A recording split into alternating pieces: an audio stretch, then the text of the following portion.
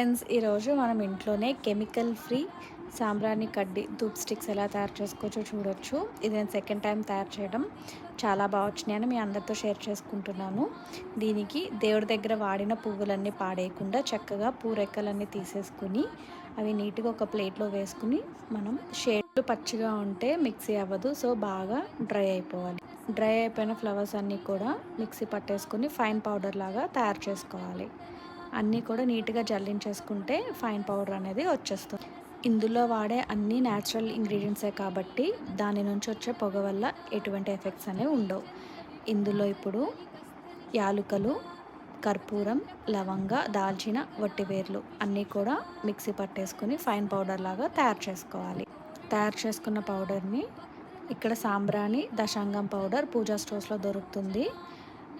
ఇవన్నీ వేసుకుని కొంచెం నెయ్యి వేసుకుని సరిపడా వాటర్ వేసుకుని కలుపుకోవాలి.